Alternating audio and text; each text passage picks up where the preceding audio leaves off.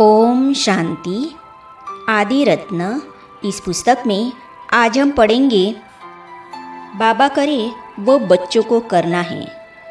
इस विषय पर दादी चंद्रमणि अपने लौकिक और अलौकिक जीवन की कहानी इस प्रकार सुनाती थी।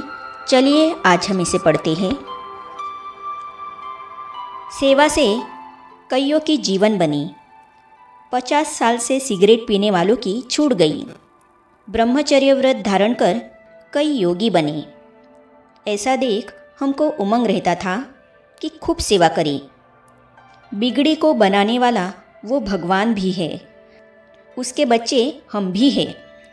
जो कार्य बाबा करें वो ही हम बच्चों को करना है। इस दृढ़ संकल्प से हम सेवाओं में अच्छी तरह लग गए। पंजाब सरेंडर के संस्कारों वाला है। देश सेवा में भी पंजाब वाले आगे रहते हैं, तो यह भी एक सेवा है। देश के लिए मर मिटते हैं तो जीते जी मरना उनके लिए सहज है। हमारे अंदर 14 साल की तपस्या का बल था, जिस कारण 2 शब्द भी बोलते थे तो सुनने वाले अशरीरी हो जाते थे। विघ्न विनाशक का पार्ट। हापुड़ में भी जब हंगामा हुआ तब मैं वहाँ 2-3 मास रही थी। वहाँ पर एक रज्जू नाम की माता थी, जिसकी आयु तो बड़ी थी, अर्थात वह बूढ़ी थी, लेकिन विरोधियों ने उसको 16 साल की बताया और उसके पति ने इल्ज़ाम लगाया कि वह सारा जेवर लेकर ब्रह्मा कुमारी में चली गई है। वास्तविकता तो यह थी कि यह पति पत्नी का पवित्रता का झगड़ा था। रज्जू माता पवित्र रहना चाहती थी, लेकिन पति साथ नहीं देता था। पति ने गुस्से से कहा, घर से निकल जाओ। उसके पास 5 रुपए थे। वह दिल्ली सेवा केंद्र पर पहुंची और बहनों को कहा, मुझे बर्तन की सेवा में रख लो। पति तो घर में रखता नहीं है। बहनों ने रख लिया। उसके बाद विरोधियों ने और कई झूठे कलंक लगाए, जैसे कि ये बहनें सुरमा डालती है, भाई बहन बना देती है, आदि आदि, जिस कारण जनता बिगड़ गई। वहाँ कई गुंडे खड़े हो गए थे। उन्होंने जनता में ऐलान कर दिया था कि कोई भी ब्रह्मा कुमारियों को दूध आदि ना दे, जमादार साफ सफाई ना करे। इस प्रकार उन्होंने सब कुछ बंद करा दिया।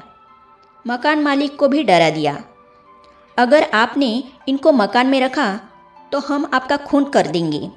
वह भी डर गया। फिर विरोधियों ने कहा, हम आपको एक मकान किराए पर देंगे। अंदर उनके कपट था कि जब इनका सामान ट्रक में डाला जाएगा तब उसको सीधा दिल्ली भेज देंगे। लेकिन कार्य तो बाबा का था। गवर्नमेंट हमारे साथ हो गई। उन्होंने हमको कहा कि आप इनका कुछ मत लेना, आपको ट्रक हम देंगे।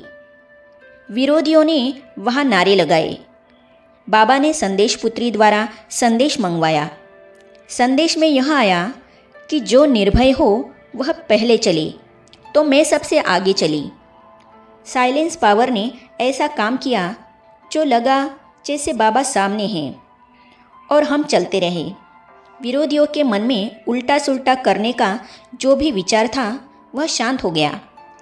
ऐसे चलते चलते हम नए मकान में पहुँचे, लेकिन विरोधियों ने वहाँ अपना ताला लगा दिया। अब हम ऊपर कैसे जाए? हम थाने में गए। थाने वालों को तो ताकत होती है खोलने की। उन्होंने हमें ताला खोलकर रात्रि में 12 बजे अंदर बिठाया। फिर भी विरोधी जन हमारे पास आते रहे और कहते रहे, आपको शेर खा जाएगा, आप मान जाओ, आप यहाँ से चले जाओ। हमने कहा, हमने कोई भूल की हो तो बताओ। हमारी कोई भूल थी ही नहीं। फिर हमने लखनऊ के एक मिनिस्टर को बुलाया। हमारे 8 व्यक्ति और विरोधियों के 8 व्यक्ति। यह एक सभा हुई। बीच में रज्जू माता को बिठाया। उसने बयान दिया। बयान में हमारी कोई गलती नहीं निकली। तब उन 8 लोगों को एक दिन जेल में रखा गया। इस प्रकार प्यारे बाबा ने विघ्नों के बीच रहकर विघ्न विनाशक बनने का पाठ पढ़ाया। आगे हम पढ़ेंगे, बाबा ने ज़बरदस्ती भविष्य बनाया। इस विषय पर दादी चंद्रमणि अपने लौकिक और अलौकिक जीवन की कहानी इस प्रकार सुनाती थी। तो इसे हम पढ़ेंगे अगली कड़ी में। तो ये जानने और पढ़ने के लिए इस चैनल को सब्सक्राइब करने के साथ ही साइड में जो बेल आइकॉन है उसे भी क्लिक कीजिए, ताकि आने वाली सभी वीडियो और अब तक की सारी वीडियो आप तक पहुंचती रहेगी। ओम शांति। तेरी याद का अमृत पीते हैं, तेरी याद का अमृत पीते हैं, तेरी याद में जीते हैं बाबा, तेरी याद में जीते हैं बाबा, तेरी याद का अमृत पीते हैं, तेरी याद का अमृत पीते हैं।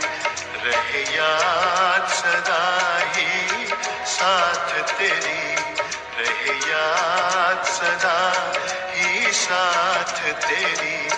बस और न हम कुछ चाहेंगे, बस और न हम कुछ चाहेंगे, तेरी याद का अमृत पीते हैं, तेरी याद का अमृत पीते